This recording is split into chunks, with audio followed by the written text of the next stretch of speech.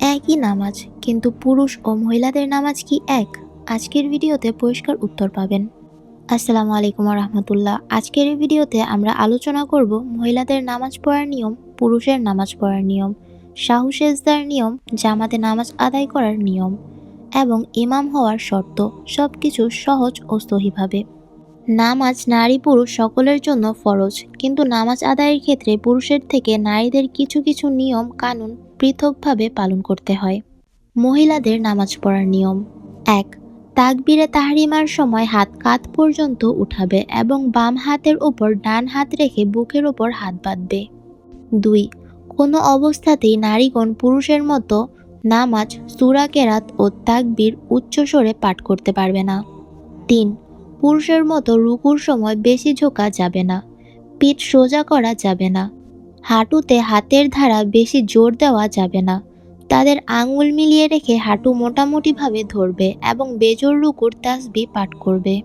৪. সেজদার সময় বাহু শরীরের সাথে, পেট রানের সাথে, রান হাঁটুর সাথে, হাঁটুর নলা নামাজের স্থানের সাথে মিলিয়ে জড়সড় হয়ে সেজদা করতে হবে এবং সেজদার তাসবিহ বেজোড় পাঠ করবে। ৫.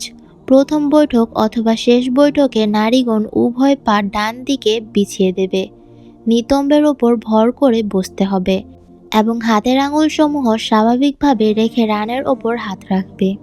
তাশাহুদ, দুরুদ ও সানা শেষ করে প্রথমে ডান দিকে ও পরে বাম দিকে সালাম ফিরিয়ে নামাজ শেষ করবে।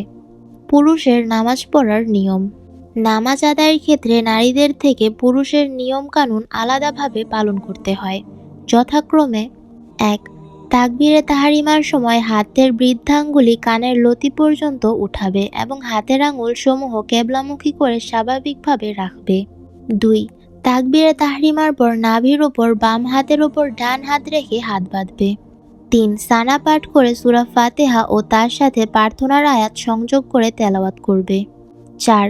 রুকুর সময় পিঠ সোজা করে হাঁটুতে হাতের আঙ্গুলি মিলিয়ে হাঁটু জোর করে ধরবে এবং রুকুর তাসবিহ পাঠ করবে। ৫. রুকু থেকে সোজা হয়ে দাঁড়াবে। ৬.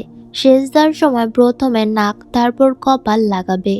২ হাতের আঙ্গুলি কেবলামুখী হয়ে করে ২ চোখের পাশে রাখবে এবং সেজদার তাসবিহ বেজোড় পাঠ করবে। ৭. সেজদার থেকে বসার সময় বাম পা বিছিয়ে বসবে। ডান পায়ের আঙুলসমূহ এমনভাবে রাখবে যেন আঙুলের মাথাগুলো কেবলামুখী হয়ে থাকে। ৮. তাশাহুদ, দুরুদ ও সানা শেষ করে প্রথমে ডান দিকে তারপরে বাম দিকে সালাম ফিরাবে। ৯.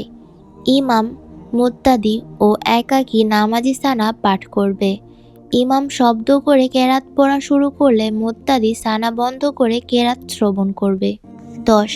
নামাজি রুকু থেকে সোজা হয়ে দাঁড়িয়ে এবং ২ সেজদার মাঝে সোজা হয়ে ১ তাসবিহ পরিমাণ বসে দেরি করবে। ১১. নামাজিগণ সূরা ফাতিহা পাঠ করে আস্তে আস্তে আমিন বলবে। সাহু সেজদার নিয়ম: নামাজের ওয়াজিব ছুটে গেলে সাহু সেজদা দিয়ে নামাজ সহি করে নিতে হয়, তবে ফরজ নামাজের সাহু সেজদা হয় না। নামাজের ফরজ ছুটে গেলে নামাজ পুনরায় আদায় করে নিতে হবে। নামাজে ভুল হলে নামাজের শেষে ২টি অতিরিক্ত সেজদা করতে হয়, ইহাকে সাহু সেজদা বলে। শেষ বৈঠকে তাশাহুদ পাঠ করে ডান দিকে সালাম ফিরাইয়া ২ সেজদা করবে। তারপর তাশাহুদ, দুরুদ ও দোয়া মাসুরা পাঠ করে ডান দিকে ও বাম দিকে সালাম ফিরিয়ে নামাজ শেষ করবে। জামাতে নামাজ পড়ার নিয়ম: একের অধিক নামাজের জন্য একজন ইমাম হয়ে জামাতে নামাজ আদায় করবে।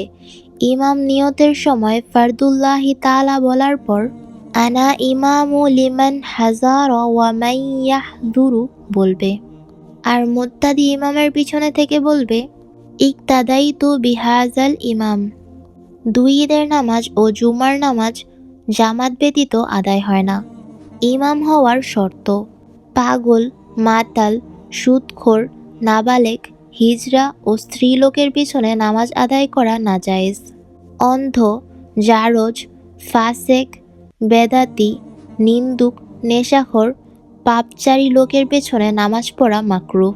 যিনি মুত্তাকি ও পরহেজগার, কোরআন শরীফ সহিশুদ্ধ ও মাসালা মাসাইল ভালো জানেন এবং যার বেশভূষা ও চেহারা উত্তম, তিনি ইমাম হবেন। আলহামদুলিল্লাহ, আজকের ভিডিও এ পর্যন্তই। নামাজ শুদ্ধভাবে পড়া আমাদের সবার জন্য দায়িত্ব। আজকের ভিডিও যদি আপনার উপকারে আসে তাহলে লাইক দিন ও শেয়ার করুন। এমন আরও ইসলামিক শিক্ষামূলক ভিডিও পেতে চ্যানেলটি সাবস্ক্রাইব করুন। আল্লাহ হাফেজ।